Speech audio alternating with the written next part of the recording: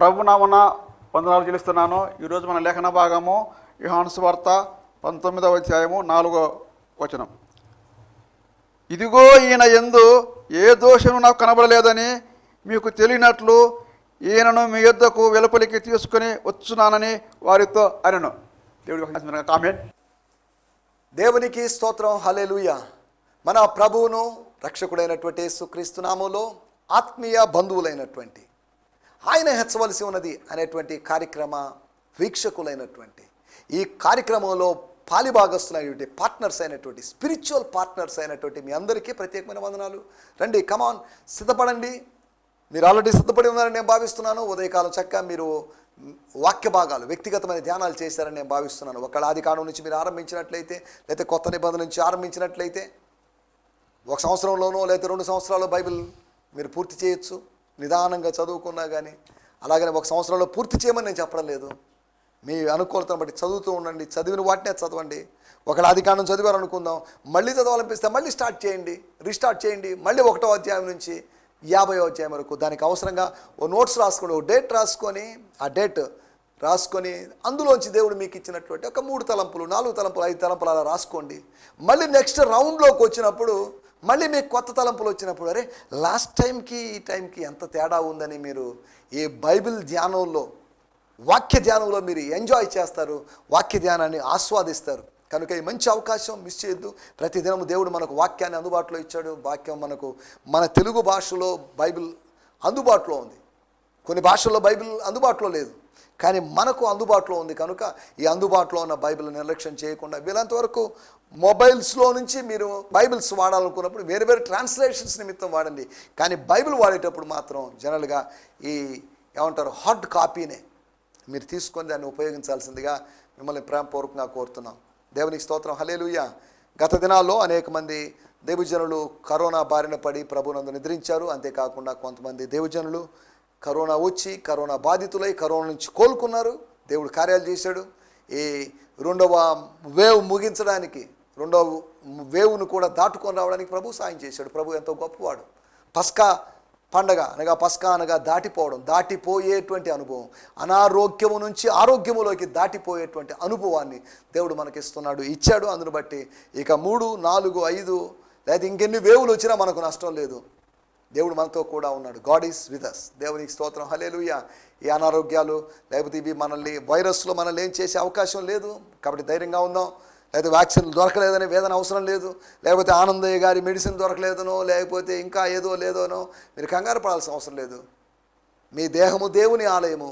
ఈ దేవుని ఆలయము దేవునికి అప్పగించబడినప్పుడు, దేవుడు లోపల కార్యం చేస్తున్నప్పుడు, దేవుడు నివసిస్తున్నప్పుడు మీరు ఆరోగ్యంగా ఉంటారు.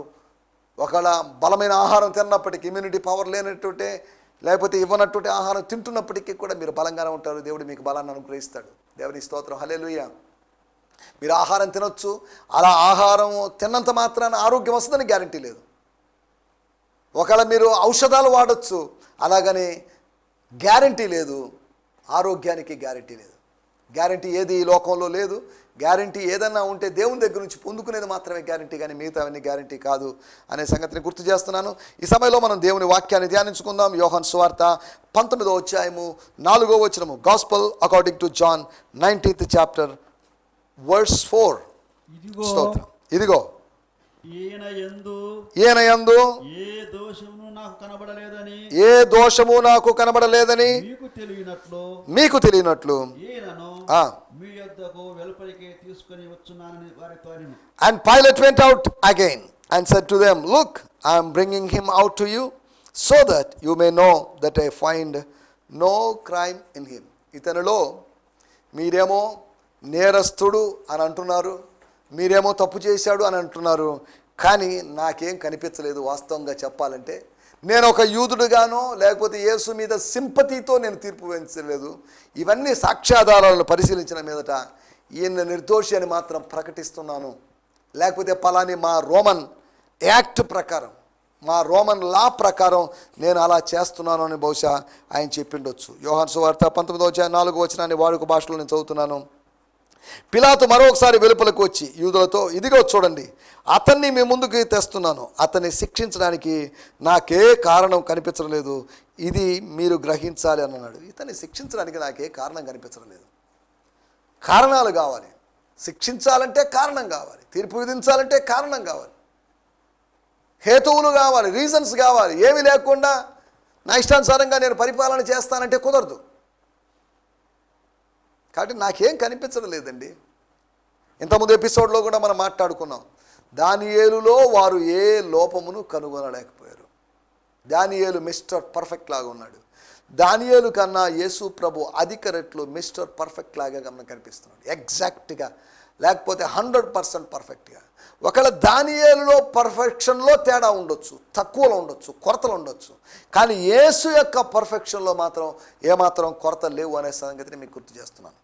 19వ అధ్యాయము 4వ వచనంలో మనం చదువుకున్నట్టు మాటలు ఏంటంటే, యేసు ప్రభు పిలాతు ముందుకు రావడం, అనగా అన్న కయప అనేటువంటి వారి యొక్క తీర్పుని ఆయన దాటుకొని రావడం, ఆ తీర్పును విజయవంతంగా ముగించడం, అనగా వారిద్దరూ ఏమాత్రం లోపం కనుగొనలేక తర్వాత పిలాతు దగ్గర కావడం. కానీ హేరోదు దగ్గర తీర్పు అనేది యోహాను సువార్తలో చెప్పబడలేదు. లూకా సువార్తలో హేరోదు దగ్గర తీర్పు అనే సందర్భాన్ని కూడా మనం చూస్తున్నాం. అంటే జాగ్రత్తగా ఆలోచించాల్సిన విషయం, వాళ్ళు నలుగురు పరీక్షించారు, ఎగ్జామిన్ చేశారు, కానీ ఏమాత్రం లోపం కనుగొనలేకపోయారు. 2 ప్రధాన యాజకులు, 2 రోమా అధికారులు పరిశీలించినప్పటికీ కూడా యేసులో ఏ నేరం కనుగొనలేదు. దేవుని స్తోత్రం. ఎంత గొప్ప సంగతి చూడండి. 4 ప్రాముఖ్యమైనటువంటి వ్యక్తులు పరిశీలించినప్పటికీ ఆయనలో ఏ నేరం కనిపించలేదు. ఇక 5వ వ్యక్తికి అవకాశం లేదు. దేవుని స్తోత్రం. హల్లెలూయా. ఒకవేళ 5వ వ్యక్తి అదృశ్యమైన దేవుడే పంపిన వాడే, ఆయన్ను మొత్తడానికి ఆయనకి ఇష్టంగా ఉంది, ఆయన నిలగొట్టాడు, వ్యసనాక్రాంతుడుగా, వ్యాధిని అనుభవించిన వాడుగా ఆయన్ని మార్చాడు, నేరస్తుల్లో ఒకడిగా ఎంచాడు. దేవుని యొక్క తీర్పును మనం సిలువలో చూస్తున్నాం, దేవుని యొక్క ఉగ్రతను మనం సిలువలో చూస్తున్నాం. దేవుని స్తోత్రం. హల్లెలూయా. మనం ఆలోచిస్తున్న విషయాలు, మన టైటిల్ ఆత్మీయులు అనబడిన వారి బలహీనతలు. ఆత్మీయులు అనబడిన వారికి బలహీనతలు ఉన్నాయి, వాళ్ళకు కూడా. వాళ్ళేం పర్ఫెక్ట్ ఏం కాదు. ఎవరు ఈ ఆత్మీయులు అనబడిన వాళ్ళు అంటే యూదులే. ఈ యూదులు తమను తాము ఆత్మీయులుగా చెప్పుకుంటున్నారు, తమను తాము క్లెయిమ్ చేసుకుంటున్నారు. దానికి రెఫరెన్స్ ఏంటి అని అడిగితే, యోహాను సువార్త 8వ అధ్యాయంలో మేము అబ్రహాం సంతానం, మేము మోషే శిష్యులం, మేము ఫలాంది అని చెప్పుకున్నారే. లేని దాన్ని వాళ్ళు ఆరోపించుకున్నారే. అపోస్తులు కాకయ్యే కొంతమంది అపోస్తులు అని చెప్పుకున్నారు, ప్రవక్తలు కాకయ్యే ప్రవక్తలు అని చెప్పుకున్నారు, యూదులు కాకయ్యే యూదులు అని చెప్పుకున్నారు. ఈ రోజుల్లో ఏది కాదో దాన్నే చాలామంది చెప్పుకుంటున్నారు. ప్రార్థనాపరులు కాకపోయినా ప్రార్థనాపరులని, భక్తులు కాకపోయినా భక్తులని, పరిశుద్ధులు కాకపోయినా పరిశుద్ధులని, సేవకులు కాకపోయినా సేవకులని ఇలా చెప్పుకునే వాళ్ళు ఉన్నారు. నువ్వు ఏమై ఉన్నావో దాన్ని చెప్పుకో. దాన్ని చెప్పుకోవాల్సిన అవసరం లేదు. నీ పనులను బట్టి, నీ వ్యవహారాలను బట్టి అర్థమైపోతుంది. కానీ అదే సమయంలో నేనెవరో తెలుసా మీకు అని కొంతమంది చెప్తుంటారు. వాళ్ళు ఎవరు అనేది, మనము ఎవరు అనేది మన క్రియలను బట్టి తెలుస్తుంది. యేసు ఎవరో యేసు యొక్క మౌనాన్ని బట్టి, యేసు యొక్క వ్యవహారాన్ని బట్టి అర్థం చేస్తాం. యూదులు ఎవరో యూదుల యొక్క డీలింగ్స్ని బట్టి, వాళ్ళు ఇతరులతో ప్రవర్తించిన విధానాన్ని బట్టి మనం అర్థం చేసుకున్నాం. ఆత్మీయులు అనబడిన వారి బలహీనతలు. మనం ఇంకనూ బలహీనులమై ఉండగా, దేవుని స్తోత్రం, రోమాపత్రిక 5వ అధ్యాయంలో రాయబడింది, మనం పాపులమై ఉండగా, మనం బలహీనులమై ఉండగా, దేవుని స్తోత్రం, మనందరం బలహీనులమే. అంటే బలము హీనముగా ఉన్నవాళ్ళం, తక్కువ బలం కలిగిన వాళ్ళం, లెస్ పవర్ కలిగిన వాళ్ళం. భౌతికమైన బలం ఉంది కానీ ఆత్మీయ బలం లేదు. భౌతికమైన బలం ఉంది కానీ మానసిక బలం లేదు. భౌతికమైన బలం ఉంది కానీ ఆత్మీయ మానసిక బలహీనతలు కలిగినటువంటి బలహీనులు మనం. కేవలం ఏదో ఆకార పుష్టిలాగా, లావుగా, హైట్గా, వీటిగా కనిపిస్తున్నారు. కొంతమంది ఆకార పుష్టిలాగా, బలంగా, లావుగా, ఎత్తుగా కనిపిస్తారు. నడవలేరు, 1 కిలోమీటర్ నడవలేరు, 2 కిలోమీటర్లు నడవలేరు, స్టెప్స్ ఎక్కలేరు, 1-2 అంతస్తులు ఎక్కలేరు, ఆయాసం. పైకి మాత్రం బలవంతుల్లాగా, భారీగా కనిపిస్తున్నారు కానీ బలహీనులుగా ఉన్నారు. చాలామంది ఆత్మీయ జీవితాల్లో కూడా అలాగే ఉన్నారు, బలవంతుల్లాగా కనిపిస్తున్నారు కానీ బలహీనులుగా ఉండడం విచారకరమైన విషయం. ప్రార్థనా పరుల్లాగా కనిపిస్తున్నారు, ఎప్పుడు స్తోత్రాలు చెప్తున్నారు, ఎప్పుడు హల్లెలూయా చెప్తున్నారు, ఎప్పుడు ఆరాధనలో ఉంటున్నారు, ఎప్పుడు యూట్యూబ్ ఛానల్లో ఇవే వింటున్నారు, ఆత్మ సంబంధమైనవి. వాళ్ళతో వీళ్ళతో మంచి సంస్థలతో కమ్యూనికేషన్లో ఉన్నారు, కానీ ఆత్మీయ బలహీనులుగా ఉన్నారు. ఈ సందర్భంగా ఒక మాట మీకు గుర్తు చేస్తాను. దావీదు చెప్పినట్టు మాట ఏంటంటే, నేను అభిషేకము పొందిన వాడనైనప్పటికీ, అనగా దేవుని చేత అభిషేకాన్ని గురించి కదా ఆయన మాట్లాడింది.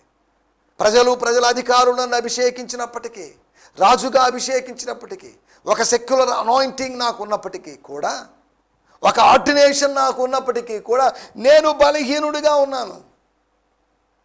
దేవుని స్తోత్రం. మనం బలవంతులం అనుకుంటున్నాం, కానీ మనం బలహీనులం. కానీ మనం బలహీనులం అయినప్పుడు మనం బలవంతులం. మరలా మీకు జ్ఞాపకం చేస్తున్నాను, మనము బలవంతులం అని చెప్పుకొని బలహీనం అయిపోతున్నాం. కానీ ఎప్పుడైతే బలహీనులుగా మార్చబడ్డామో అప్పుడు దేవుడు మనల్ని బలవంతుగా చేస్తున్నాడు. నేను ఎప్పుడు బలహీనుడో నేను ఎప్పుడు బలవంతుడిని. మీరు కూడా గుర్తుపెట్టుకోండి, ఎప్పుడు బలహీనులుగా ఉన్నారు, దేవుని యొక్క బలం, గాడ్స్ పవర్ అందుబాటులో ఉంది కనుక మీరు బలవంతులుగా తీర్చబడతారు. మానవ బలము నిర్వీర్యమైన చోట దైవికమైనటువంటి బలం, దైవానుగ్రహ బలము, లేకపోతే దేవుని శక్తి, ఆ బలము మిమ్మల్ని ఆవరిస్తుంది, ఆ శక్తి మిమ్మల్ని ఆదరిస్తుంది. శక్తి చేత కాదు, బలము చేత కాదు, లేకపోతే శక్తి చేత కాదు, సైన్యము చేత కాదు, యెహోవా ఆత్మ వలన ఇది జరుగుతుంది. దేవుని స్తోత్రం. ఆత్మీయులు అనబడిన వాళ్ళ యొక్క బలహీనతలు ఏంటి? వాళ్ళకి ఉన్నాయి చాలా బలహీనతలు. బలహీనత లేని మనిషి అంటూ లేడు. లవోదికే సంఘం గురించి, లేకపోతే లవోదికే సంఘపు దూతతో చెప్పబడుతున్న మాటలు మనం గమనిస్తే, నువ్వు ధనవంతుడు అనుకుంటున్నావు కానీ దరిద్రుడివి, వస్త్రాలు కప్పుకున్నావు అనుకున్నావు కానీ నువ్వు దిగంబరుడివి, నువ్వు దిక్కుమాలిన వాడి, దౌర్భాగ్యుడివి అని అతని యొక్క సంఘం యొక్క రియల్ నేచర్ని, ట్రూ కలర్ని దేవుడు చూపించాడు. ఒరిజినల్ రంగుని, అసలు రంగుని బయట పెట్టాడు. ఏదో అనుకున్నారు కానీ ఏది కాదు, అనుకున్నది ఏది కాదు. అనగా పైకి ఒక రూపం, లోపల ఒక విధంగా, అనగా రెండు విధాలైనటువంటి విధానాల్లో, అనగా హిపోక్రైట్స్గా, అనగా వేషధారులుగా. ఈ రోజుల్లో ఎక్కడైనా వేషధారణ రాజ్యమేలుతుంది. ఆత్మీయ ప్రపంచంలో కూడా తమని తాము గొప్పవాళ్ళుగా చూపించుకుంటున్నట్టు ప్రజలు. మనం గమనించాల్సిన విషయాల్లోకి వచ్చేద్దాం. ఆత్మీయులు అనబడిన వాళ్ళ యొక్క బలహీనతలు ఏంటి? మనం ఈ వచనం చదువుకున్నప్పుడు అక్కడ రాయబడింది, మీకు తెలియనట్లు, మీరు తెలుసుకోవాలి, మీరు గ్రహించాలి. You should understand this, that there is no sin in him. ఈయనలో ఏ క్రైమ్ లేదు, ఆయనలో ఏ నేరం లేదు, ఏ మిస్టేక్ లేదు, ఎర్రర్ లేదు ఆయనలో. దేవునికి స్తోత్రం. ఇంకా చెప్పాలంటే కంప్యూటర్ భాషలో ఏ వైరస్ లేదు ఆయనలో. యాంటీ వైరస్తో ఉన్నాడు ఆయన. క్లీన్గా ఉన్నాడు, ప్యూర్గా ఉన్నాడు. దేవునికి స్తోత్రం. హల్లెలూయా.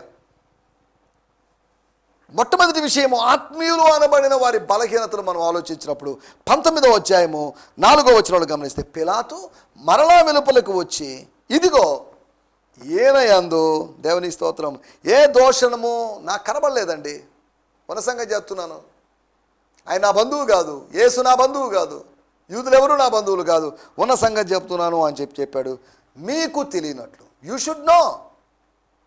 అపోస్తల కార్యములు మనం గమనించినట్టయితే 2వ అధ్యాయం, 3వ అధ్యాయం, లేదా 4వ అధ్యాయం మనం గమనిస్తే, పేతురు ప్రసంగం చేసినప్పుడు అలా చెప్పేట మాట ఏంటంటే, ఇశ్రాయేలు జనులారా మీరు ఇది తెలుసుకోవాలి, ఇది గ్రహించాలి. ఆత్మీయులు అనబడిన వాళ్ళు ఆత్మీయ అజ్ఞానంలో ఉన్నారు. అది విచారకరమైన విషయం. వాక్య జ్ఞానం లేదు, వాక్యం తెలియదు. వాక్యం తెలియాలంటే ఏదో బైబిల్ స్కూల్కి వెళ్ళి నేర్చుకోవాలి, లేదా ఇంటర్నెట్లో కూర్చోవాలి, ఏదో కోర్సులకు చేయాలి అని దానికి అర్థం కాదు. ఆత్మీయ జ్ఞానం లేని వారుగా ఉన్నారు, సత్యమును ఎరగకుండా ఉన్నారు. నా ప్రజలు జ్ఞానము లేక చెరపట్టబడుతున్నారు. భౌతికమైన జ్ఞానం కాదు, దైవికమైన జ్ఞానం లేకుండా దేవుని బిడ్డలు చెరపట్టబడుతున్నారు. పాపపు చెరలో మనుషులు పట్టబడడానికి కారణం ఏంటి అంటే, బబులోను చెర, అష్షూరు చెర, ఐగుప్తు చెర అనే దాన్ని పక్కన పెట్టేసేయండి. ఆత్మ సంబంధమైన పాపపు చెరలో అనేక సంవత్సరాలుగా బబులోను చెర ఉన్నప్పుడు, బబులోను చెరకు ముందు, ఐగుప్తు చెరకు ముందు, అష్షూరు చెరకు ముందు, ఈ 3 భౌతికమైన చెరలకు ముందు మధ్యలో కూడా, దాని తర్వాత కూడా పాపపు చెర అనేది ఉంది. పాపపు చెరలో మానవుడు ఉన్నాడు. నిర్గమకాండములో చెప్పబడ్డానికి ముందుగా అది మొట్టమొదటి చెర అనుకుంటే, దానికి ముందు ఆది కాండంలో కూడా మనిషి, ఆది కాండం 6వ అధ్యాయంలోనే భూలోకమంతా బలాత్కారంతో నిండి ఉన్నది. పాపపు చెరలో ఉన్నారు. సరే, దేవునికి స్తోత్రం, వాటిలోకి వెళ్ళలేదు. మొట్టమొదటి విషయం, ఆత్మీయుల అజ్ఞానం, యూదుల యొక్క అజ్ఞానం. జ్ఞానము మన బలం, నాలెడ్జ్ ఈజ్ పవర్ అన్నారు. ఇన్నోసెన్స్ లేకపోతే ఇగ్నోరెన్స్ అనేది ఇట్స్ ఎ వీక్నెస్. అజ్ఞానంగా ఉన్నారు. వాక్యము పుట్టు క్రైస్తవులం అని చెప్పుకుంటూ 2-3 తరాలుగా మేము క్రైస్తవులం అని చెప్తూ వాక్యం ఎరుగని ప్రజలు ఉండడం విచారకరమైన విషయం. మన సంఘాల్లో చాలా వరకు సంఘాల్లో ఇంచుమించు ఒక 90%, 95% ప్రజలు అజ్ఞానంలో ఉన్న ప్రజలు, ఆత్మీయ అంధకారంలో, లేకపోతే ఆత్మ సంబంధమైన తెలివితేటలు లేని, అవగాహన లేని, డిజర్న్మెంట్ లేని ప్రజలుగా ఉన్నారు. మొట్టమొదటి విషయం మనం జ్ఞాపకం చేస్తున్నాం, యూదుల యొక్క అజ్ఞానం. అది వాళ్ళ బలహీనత. అర్థమైపోయింది పిలాతుకి ఎవరు చెప్పకుండానే. ఏమర్థమైందంటే, నాకు అర్థమైంది, వీళ్ళకి అర్థం కాలేదు. వాళ్ళ జాతివాణి గురించి వాళ్ళకు అర్థం కానిది నాకు అర్థమైంది. పిలాతు భార్య చెప్తే కాదు, భార్య చెప్పడానికి ముందుగానే ఆయనకు అర్థమైంది. హీఈస్ డిఫరెంట్, ఈయనలో ఏదో తేడా ఉంది, హీఈస్ అ డిఫరెంట్ మ్యాన్. ఆయన అర్థం చేసుకున్నాడు. రెండో విషయాన్ని నేను మీకు జ్ఞాపకం చేస్తాను. ఇదే అధ్యాయంలో 7వ వచనం మనం గమనిస్తే, యోహాను సువార్త 19వ అధ్యాయం 7వ వచనం. అందుకు యూదులు మాకొక నియమము కలదు, తాను దేవుని కుమారుడని ఇతడు చెప్పుకొనను గనుక ఆ నియమము చొప్పున ఇతడు చావాలని అతనితో చెప్పిరి. పిలాతుతో అన్నారు, అయ్యా వాళ్ళు సంహరించము సిలువ వేయమని కేకలేస్తున్న వాళ్ళు చెప్తున్నారు, వద్దండి సార్, ఇతనుంటే మా మతానికి ప్రమాదకరం, ఇతనుంటే ఈ దేశానికి ప్రమాదకరం, ఇతనుంటే అసలు ఇంకా చెప్పాలంటే మీ రాజ్యానికి కూడా, మీ ప్రభుత్వానికి కూడా ఇబ్బంది అన్నట్టుగా మాట్లాడి కన్విన్స్ చేసి వాళ్ళు చెప్తున్నట్లు మాట ఏంటంటే, ఇతడు దేవుని కుమారుడని చెప్పుకున్నాడు కాబట్టి మా నియమం ప్రకారం ఇతను చంపడాలి. ఇదేం నియమం అండి? చంపే నియమం ఏంటి? చంపే రూల్ ఏంటి? చంపే ధర్మశాస్త్రం ఏంటి? చంపే రూల్స్ అండ్ రెగ్యులేషన్స్ ఏంటి? అన్యాయం అది. న్యాయం అనుకుంటున్నారు, న్యాయశాస్త్రం అనుకుంటున్నారు, ధర్మశాస్త్రం అనుకుంటున్నారు. అది అధర్మశాస్త్రం, అది ధర్మశాస్త్రం కాదు. యూదులు మోషే ధర్మశాస్త్రం గురించి నేను మాట్లాడలేదు. మోషే ధర్మశాస్త్ర యొక్క వ్యాఖ్యానం కోసం వాళ్ళు మతపరమైనటువంటి సమకాలీన సాహిత్యాన్ని వాడారు.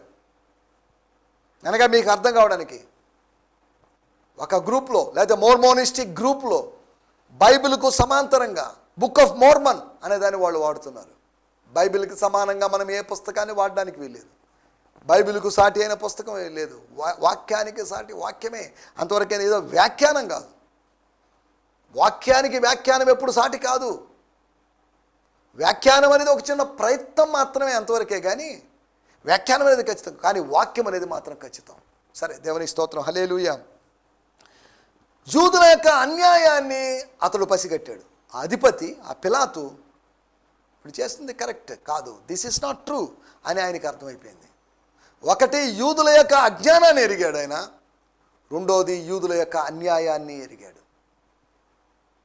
అనగా యూదుల యొక్క బలహీనత అన్యాయంలో ఉండడం, అన్యాయం చేయడం, న్యాయం చేయడం కాదు, నీతిమంతులుగా ఉండడం కాదు, నీతిమంతులు అని చెప్పుకొని అనీతిమంతులుగా జీవించడం అనేది వాళ్ళ జీవన విధానంగా మారిపోయింది. వాళ్ళ మతపరమైనటువంటి జీవన విధానంగా మారిపోవడం విచారకరమైన విషయం. దేవుని స్తోత్రం, హల్లెలూయా. మూడో విషయం మనం ఆలోచించినట్లయితే ఇక్కడ జరుగుతున్న విషయాలు, ఆత్మీయులు అనబడిన వాళ్ళు, ఆత్మీయులు అనబడి ఆరోపించుకున్నటువంటి వాళ్ళు, క్లెయిమ్ చేసుకున్నటువంటి స్పిరిచువల్ పీపుల్ అని క్లెయిమ్ చేసుకున్నటువంటి వాళ్ళ యొక్క వీక్నెసెస్ గురించి మనం ఆలోచిస్తున్నాం. మూడో వీక్నెస్ 12వ వచనము మరియు 15వ వచనంలో మనం గమనిస్తే, ఈ మాటను బట్టి పిలాతు ఆయనను విడుదల చేయుటకు యత్నం చేసెను. కానీ యూదులు నీవు ఇతన్ని విడుదల చేశావా, కైసరునకు స్నేహితుడు కావు, తాను రాజునని చెప్పుకుని ప్రతివాడును కైసరునకు విరోధముగా మాట్లాడుతున్న వాడే కేకలు వేసింది అని చెప్పారని కాదు, కేకలేశారు, అరిచారు. చూడండి, కేకలేయడం ఏంటి? ఒకడు అరిచాడని కాదు, వాళ్ళు మొత్తం జనసమూహం మొత్తం కేకలేశారు. ఒక మనిషి కేకేస్తే భరించలేవు, ఏకంగా అన్ని 100 మంది కేకలేసినప్పుడు అక్కడ పరిస్థితి ఆలోచించండి. పిలాతును బెదరగొట్టడానికి, భయపెట్టడానికి, ఇతడు దేవుని కుమారుడు అని చెప్పుకున్నాడు, ఇతను రాజు అని చెప్పుకున్నాడు. ఇతని యొక్క క్లెయిమ్స్ అంటే మీరు చెప్పుకున్నవి కరెక్టు, కానీ యేసు తన గురించి తాను చెప్పుకున్నవి మాత్రం కరెక్ట్ కాదైతే. చాలామంది ఇది అనుకుంటారు, వాళ్ళు చెప్పింది కరెక్ట్ అనుకుంటారు, ఇతరులు చెప్పింది తప్పు అనుకుంటారు. అక్కడ మనం చెప్పింది కూడా తప్పు కావచ్చు. నోటి మాంద్యం వలన, దుడుకుతనం వలన, మనం ఏదైనా మన టంగ్ స్లిప్ వలన కూడా, స్లిప్ అవ్వడం వల్ల, ఏదో జారిపోవడం వలన, మాట జారిందండి, నోరు జారిందండి చెప్పచ్చు, అదేం తప్పేం లేదు. మానవులు మనకు కొన్ని పరిమితులు ఉన్నాయి. మనం ఆలోచిస్తున్న విషయం ఇదే 15వ వచనంలో కూడా వాళ్ళు మళ్ళీ కేకలు వేసినట్టుగా చూస్తున్నాం. మన ఇతర సువార్తల్లో కూడా సిలువకు ముందు వాళ్ళ కేకలు వేయడాన్ని మనం చూస్తున్నాం. 12, 15 వచనాల్లో వాళ్ళ యొక్క ఆవేశాన్ని మనం చూస్తున్నాం. అందుకు వారు ఇతనిని సంహరించుము అని కేకలు వేసిరి. వీళ్ళందరూ మాట్లాడకుండా ఎవరో ఒక వ్యక్తులను నియమించుకొని, సార్ ఇది పరిస్థితి అని రిప్రజెంటేటివ్గా మాట్లాడుంటే బాగుండే. దాని లేదు, అలా లేదు విధానం. అందరూ కలిసి అరుస్తున్నారు, అందరూ కలిసి కేకలేస్తున్నారు. ఏంటిది? వాళ్ళ యొక్క నినాదాలు సంహరించుము, సంహరించుము, సిలువేము, సిలువేము. చూడండి ఎంత విచారకరమైన విషయం. వాళ్ళ నినాదాలు నజరేయుని నిలిపివేశాయి, లేకపోతే నలుగొట్టాయి అని మనం అర్థం చేసుకోవచ్చు. ఒకటి యూదుల యొక్క అజ్ఞానం, అది వాళ్ళ బలహీనత. జ్ఞానం కాదు, జ్ఞానం వాళ్ళ బలం కాదు, అజ్ఞానం వాళ్ళ యొక్క బలహీనతగా ఉంది. రెండోది మనం ఆలోచించిన విషయం వాళ్ళ అన్యాయం, యూదుల యొక్క అన్యాయం. మూడోది యూదుల యొక్క ఆవేశం, అర్థం పర్థం లేని ఆవేశాలకు గురైపోతాం. ఆలోచన లేకుండా ఆవేశానికి గురవుతున్న వాళ్ళు, స్త్రీలైనా పురుషులైనా. దేవుని వాక్యంలో యాకోబు పత్రిక 1వ అధ్యాయంలో రాయబడింది, మాట్లాడుటకు నిదానించువాడుగా ఉండాలి, వినుటకు వేగిరపడాలి, కోపించుటకు నిదానించువాడుగా ఉండాలి. ఇది అద్భుతమైన ప్రిన్సిపల్. యాకోబు చెదిరిపోయిన గోత్రికులైన వారందరికీ, ఇశ్రాయేలు ప్రజలకి మొదటి శతాబ్దంలో ఇచ్చినట్టు సజెషన్, తాను గాడ్స్ గైడెన్స్ ప్రకారం, దేవుని యొక్క ప్రేరేపణ ప్రకారం పొందినట్టు సలహా 3 ప్రిన్సిపల్స్ చెప్పాడు. స్లో టు స్పీక్, దుడుకుపడి మాట్లాడొద్దు, నోటికి కళ్ళం వేసుకోండి, నోటికి చిక్కం వేసుకోండి, జాగ్రత్త. Control your tongue, control your mind, control your language. వినుటకు వేగిరపడండి. ఏదో చెప్పాలనుకుంటున్నారు, చెప్పండి సార్, అమ్మా చెప్పండి, సిస్టర్ చెప్పండి, బ్రదర్ చెప్పండి. వినుటకు వేగిరపడు వాళ్ళుగా ఉండాలి. Eager to listen. వినడానికి ఇష్టం లేదు కానీ వినిపించడానికి ఇష్టం. తెగ మాట్లాడేస్తుంటారు కొంతమంది, వాగుడుకాయల్లాగా, చాటర్ బాక్స్ లాగా. మూడోది కోపించుటకు నిదానించువాడుగా ఉండాలి. Slow to anger. కోప్పడండి, సున్నితంగా కోప్పడండి, జాగ్రత్తగా కోప్పడండి. సందర్భంలో, సమయంలో, సరైన వ్యక్తుల మీద కోప్పడండి, సరైన సమయంలో కోప్పడండి, తప్పేం లేదు. కోపం పడండి కానీ పాపం చేయొద్దు. కోపించుటకు నిదానించువారుగా ఉండాలని దేవుని వాక్యంలో రాయబడింది. కానీ దేవుని బిడ్డలు అలా చేయకపోవడం విచారకరమైన విషయం. ఆత్మీయులు అనబడిన వాళ్ళ యొక్క బలహీనతల గురించి ఆలోచిస్తున్నాం. 4 బలహీనతలు: వాళ్ళ యొక్క అజ్ఞానం, వాళ్ళ యొక్క అన్యాయం, వాళ్ళ యొక్క ఆవేశం. మీ కోపము దేవుని నీతిని నెరవేర్చదు. దేవజనులుగా మాలాంటి దేవజనులు చాలామంది వాళ్ళకు టెన్షన్స్, ఒత్తిడిని బట్టి కోపిష్ఠులుగా ఉన్నారు. పలాని పాస్టర్ వల్ల కోపిష్టండి అని సాక్ష్యాలు. ఎంత విచారకరమైన విషయం. కోపానికి బదులుగా, ఆ శరీర క్రియకు బదులుగా, శరీర కార్యానికి బదులుగా దీర్ఘశాంతము అనేటువంటి ఆ ఆత్మఫలము దేవుని బిడ్డల్లో పనిచేయగలిగింది అనుకోండి, దేవునికి స్తోత్రం, హల్లెలూయా. శరీర కార్యాలు కాదు మనలో స్పష్టంగా ఉండాల్సింది, ఆత్మ ఫలాలు మనలో కనిపించాల్సిన అవసరం ఉంది. దేవునికి స్తోత్రం, హల్లెలూయా. 4వ విషయాన్ని కూడా నేను మీకు జ్ఞాపకం చేస్తాను. మత్తయి సువార్త 27వ అధ్యాయము 18వ వచనం. పిలాతు, నేనెవరిని విడుదల చేయవలనని మీరు కోరుచున్నారు? బరబ్బనా లేక క్రీస్తునబడిన యేసునా అని వారిని అడిగాను. ఎలయనగా వారు అసూయ చేత అతడు ఎరిగి ఉండెను. ఇంగ్లీష్లో చిన్నదిగా విడిగా అంతా తెలుగులో కలిసి ఉంది, ఇంగ్లీష్లో రాయబడింది. For he knew that he had delivered Jesus for judgement because of envy. అసూయని బట్టి. ఎవరికి అసూయ? ఎవరిలో అసూయ? బలులు అర్పించే వాళ్ళలో, ఆరాధన చేసేవాళ్ళలో, 3 సార్లు 5 సార్లు 7 సార్లు ప్రార్థన చేసేవాళ్ళలో అసూయ ఉండడం విచారకరమైన విషయం. ఉపవాసం ఉండేవాళ్ళు అసూయ, ఎదుటి వ్యక్తి పచ్చగా ఉంటే ఓర్వలేని స్థితి, ఎంత విచారకరమైన విషయం. అసూయ పడుతుంటారు. అసూయ పడ్డానికి కాదు మనం పిలువబడింది, ఆరాధించడానికి మనం పిలువబడ్డాం. నేను చదువుతున్నాను, ఆ మాట చదువుతున్నాను. అసూయ వల్ల వాళ్ళు యేసుని తనకు అప్పగించారని పిలాతుకు తెలుసు. అసూయ వల్ల, because of jealousy, because of envy. వీళ్ళకి ఎన్నో బలహీనతలు ఉన్నాయి, 4 బలహీనతలు మనం ఆలోచిస్తున్నాం. మనకు కూడా ఎన్నో బలహీనతలు ఉన్నాయి. జనాలకు తెలిసిన కొన్ని బలహీనతలు కావచ్చు, తెలియబోయే బలహీనతలు కూడా ఉన్నాయి. మనం అన్ని విషయాలు తప్పిపోతున్నాం, మనం బలహీనలమే. మనల్ని బలపరిచేవాడు ఒకడు కావాలి. అనునిత్యం మనల్ని బలపరిచే దేవుణ్ణి మనం కలిగి ఉండాలి. దేవునికి స్తోత్రం, హల్లెలూయా. కాబట్టి యూదుల యొక్క అజ్ఞానం, యూదుల యొక్క అన్యాయం, యూదుల యొక్క ఆవేశం, యూదుల యొక్క అసూయ, ఈ సందర్భంలో అయితే యోహాను సువార్త 19వ అధ్యాయాన్ని ఆధారంగా చేసుకొని ఆత్మీయులు అనబడినటువంటి యూదులు, అనగా యూదులందరూ ఆత్మీయులని కాదు, వాళ్ళ యొక్క బలహీనతలు. ఎవరికోకి ప్రతి వాడికి ఏదో బలహీనత ఉంటుంది. ఎంతటి వాడికైనా వేపగింజంతా వెర్రి ఉంటుందంట. కానీ మనలో కూడా వెర్రితనం మనం బయట కక్కకూడదు, వెళ్ళబుచ్చుకోకూడదు. దయచేసి తల్లోంచండి, చిన్న ప్రార్థన చేసుకుందాం. పరిశుద్ధుడమైన మా దేవా, మహోన్నతుడా, మీరు మాకు వినిపించిన మాటల కొరకే మీకు వందనం చేయిస్తున్నాం. మేము ఆత్మీయులం అని చెప్పుకుంటూ బలహీనతలు కలిగి బలహీనతలను అధిగమించలేక మేము ఈ లోకంలో జీవిస్తున్నాం. మళ్ళీ క్షమించండి. మాకు మీ బలం కావాలి, పరలోక బలం కావాలి. యూదుల యొక్క 4 బలహీనతల గురించి మేము ఆలోచించడానికి మీరు మాకు సాయం చేశారు. మీరు మాకు నేర్పించిన పాఠాల కొరకై మీకు వందనాలు. యూదుల యొక్క అజ్ఞానాన్ని, యూదుల యొక్క అన్యాయాన్ని, యూదుల యొక్క ఆవేశాన్ని, యూదుల యొక్క అసూయని మీరు మాకు తెలియజేశారు. అంటే మాకు కూడా మాలో అన్యాయాలు ఉండకూడదని, ఆవేశం ఉండకూడదని, అజ్ఞానం ఉండకూడదని, అసూయ ఉండకూడదనేది మీ చిత్తం. అంటే అలా మీరు ఆశించిన విధంగా మేము ఉండడానికి, జీవించడానికి, ముందుకు సాగడానికి మీరు మాకు సహాయం చేయండి. మనందరం మీ చేతిలో సమర్పిస్తున్నాం. విన్నటువంటి వాక్య ప్రకారం జీవించడానికి మమ్మల్ని మేము సరి చేసుకొని మీరు మాకు సహాయం చేయమని మా ప్రభువును ప్రియరక్షకుడును మా కొరకు త్వరగా మేఘవాహనం మీద రాబోతున్నటువంటి యేసుక్రీస్తు నామములోనే ప్రార్థించగలుగుతున్నాం పరమ తండ్రి. ఆమేన్. దేవునికి స్తోత్రం. మీ అందరికీ వందనాలు. ప్రభు చిత్తమైతే మరొక ఎపిసోడ్లో కలుసుకుందాం. దేవునికి స్తోత్రం. హల్లెలూయా. ఈ సందేశము మీకు ఆశీర్వాదకరంగా ఉందని నమ్ముచున్నాము. ప్రార్థన అవసరతల కొరకు మమ్మల్ని సంప్రదించవలసిన మా చిరునామా గిద్యోన్ మిషన్ చర్చ్, 6వ వీధి, శాంతినగర్, నెల్లూరు 4, ఆంధ్రప్రదేశ్. పిన్ 524004. మా ఫోన్ నంబర్లు 7036443613 మరి ఒక నంబర్ 9392293010. మా ఈమెయిల్ ఐడి gfihmi2015@gmail.com. దేవుడు మిమ్మును ఆశీర్వదించునుగాక. ఆమేన్.